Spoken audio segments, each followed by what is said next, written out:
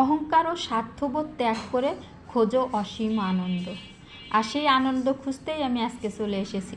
কতগুলো আম নিয়ে নিয়েছি। আমগুলো আমি আগে থেকেই ধুয়ে পরিষ্কার করে নিয়েছিলাম। এবার আমের মুখগুলো কেটে নেব।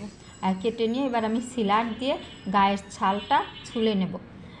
খোসা সহও কিন্তু করা যায়, তাহলে আরও বেশি মজা লাগে আমার কাছে। তবে আমি খোসা আজকে ছাড়িয়ে নিয়েই বানাবো। দেখেন, আমরা সবসময় বটি দিয়ে কাটা মানুষ, সিলার দিয়ে কাটতে সমস্যা হয়। এই যে সিলার দিয়ে ছিলে নিচ্ছি। এই যে এভাবে আমি সবগুলোই ছিলে নেব। ছিলে নেওয়া হয়ে গেছে। এবার আমি এটাকে টুকরো টুকরো করে নেব। আজকে আমি স্কোয়ার করে টুকরো করে নেব। আর আগে থেকে আমি চুলোর উপর, আমার আজকে গুড় নেই। সবচেয়ে গুড় দিয়ে যদি আচার বানানো যায় তাহলে কালারটাও সুন্দর আসে, স্বাদও ভালো হয় আমার কাছে মনে হয়। আর তার জন্যই আমি চিনিটাকে একটু ক্যারামেল করে নিয়েছিলাম। এটা আমি আগে থেকে চুলায় দিয়ে গরম করে নিয়েছি। আর আমগুলো দিয়ে আমি একটু সিদ্ধ করে নিচ্ছি। এই আচারে বানানো যে কত সহজ, কোনো কিছু দিতে হবে না, রোদ্দুরে দেওয়ার ঝামেলা নাই, মাখামাখির কোনো ঝামেলা নাই, কিন্তু এটা হবে খেতে অসাধারণ। আমি একটু ঢাকনা দিয়ে ঢেকে দিয়েছিলাম। এবার আমি খুলে একটু নাড়া দিয়ে এর ভিতরে লবণ দিয়ে দেবো। আর আচারের যে সাধারণ মশলা থাকে, পাঁচফোড়ন, শুকনো লঙ্কা, সেটা আমি গুঁড়ো করে রেখেছিলাম, সেটা দিয়ে দেব। আর কিচ্ছু দেব না। অনেকেই কিন্তু তেল, আমিও তেল ছাড়া আচার বানানোর জন্য আগে অনেক চেষ্টা করতাম, ঠিকমতো হতো না।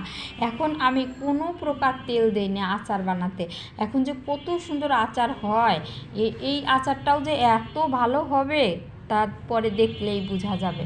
এই যে এভাবে আমি আস্তে আস্তে, খুব বেশি জোরে জাল দেব না, আস্তে আস্তে জাল দেব। কারণ গুড় যদিও না, আমি চিনি ক্যারামেল করে গুড়ের মতো বানিয়ে নিয়েছি, কিন্তু বেশি জাল দিলে তিতা হয়ে যাবে, পুড়ে যাবে বা তিতা হয়ে যাবে। এভাবেই আস্তে আস্তে করে নেব। দেখেন ঘন হয়ে যাচ্ছে। এভাবেই একটু নাড়াচাড়া দিয়ে নেব। আস্তে আস্তে রাখলেও ভালো হবে, আবার একটু ঘোটা করে ফেললেও ভালো হবে। আমি আজকে ঘোটা ঘোটা করে ফেলবো।